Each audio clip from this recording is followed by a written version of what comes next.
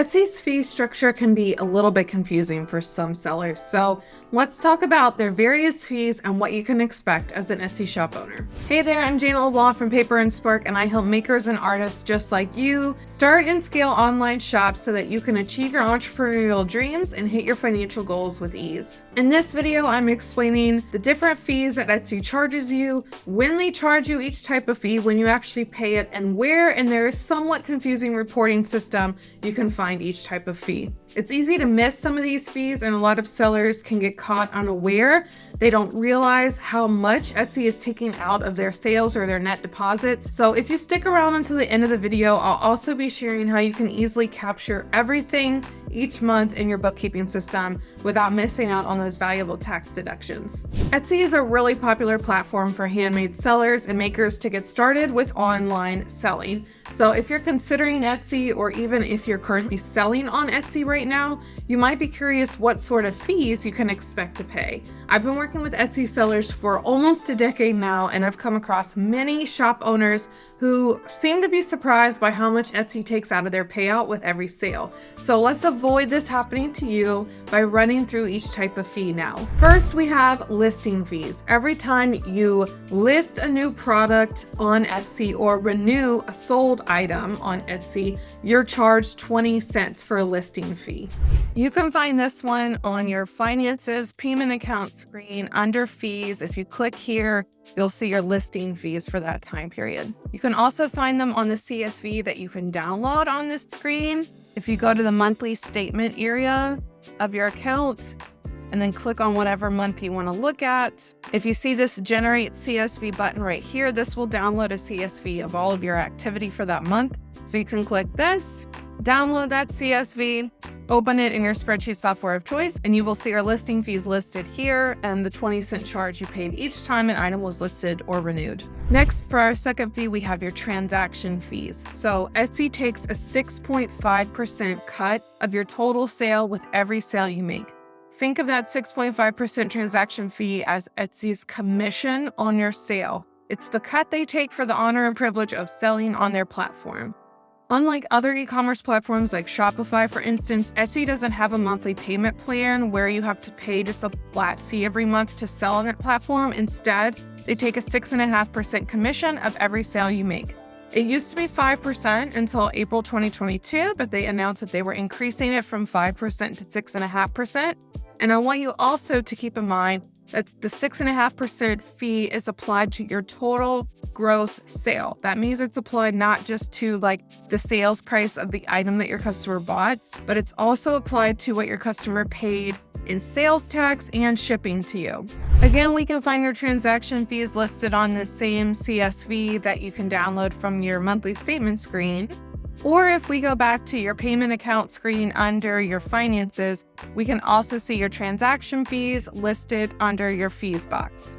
Next, we have your credit card processing fees. So this is the fee that Etsy charges you for processing customer payments. It's pretty standard for any third-party payment processor like PayPal, Stripe, Square, etc.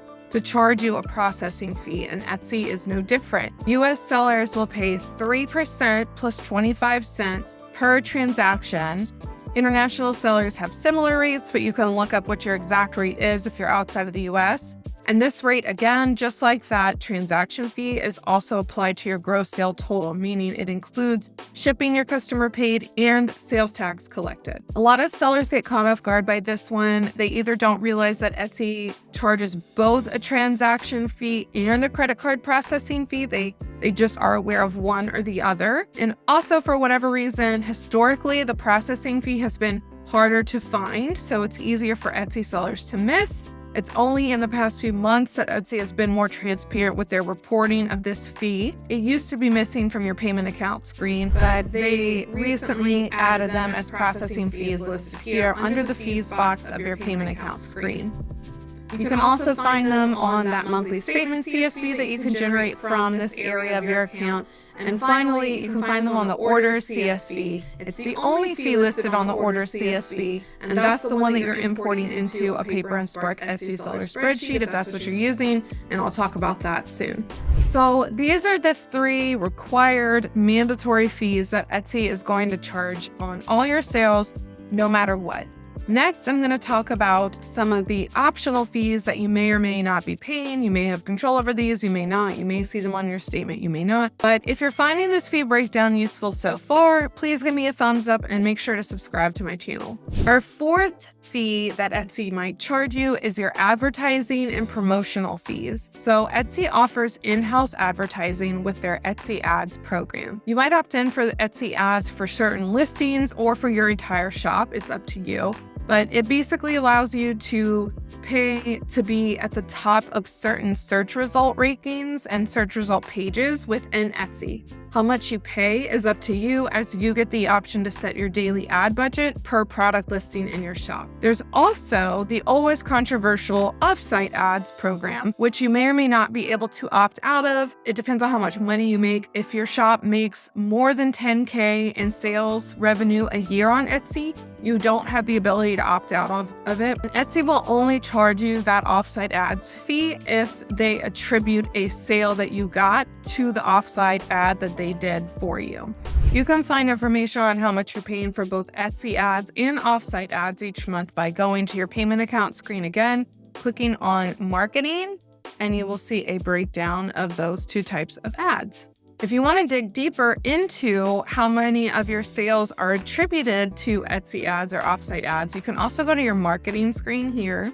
You can go to your marketing screen here and then click on Etsy ads to see more information about your Etsy ad campaigns, which I'm not using right now. Or you can go to stats, scroll down and look at Etsy ads over here under traffic that you brought. You'll also see this blurb down here about traffic and sales driven by offsite ads. You can click on this here and it will tell you if you've made any sales or even gotten any traffic from offsite ads. Mine obviously aren't doing that much for me here, but that's where you can see more information on that. Our next type of fee are Etsy's subscription fees. So you may choose to upgrade your account with Etsy to one of their monthly subscription offerings. I think right now they have Etsy Plus for about $10 a month. There's also the ability to use Pattern, their website builder, for like $15 a month.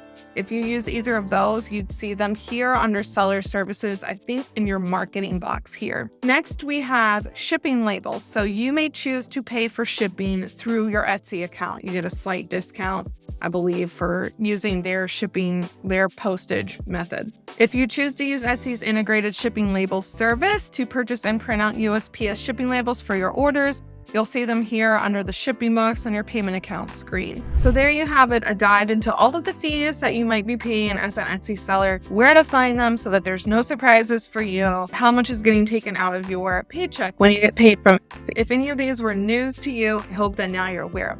The good news is that using Etsy spreadsheet from Paper and Spark means you're correctly recording and deducting all of these fees. I walk you through exactly where to enter them, how to deduct them, where to find them, and you can check that out at paperandspark.com/. Also, make sure to watch my video, The No-Brainer Bookkeeping Solution for E-commerce Sellers, if you want to see more about how that spreadsheet works for your online shop. One reason I really want you to understand all these fees that Etsy charges you is that you don't want to miss out on claiming them as tax deductions. They're valuable tax deductions, and a lot of sellers don't realize that they can deduct all of these things, so make sure that you're recording them in whatever bookkeeping system you're using. Another important takeaway is that if you don't fully understand what fees you're paying, you can't price your products appropriately. If you fail to consider Etsy's take on your sales, these fees will quickly eat up a big chunk of your profit margin.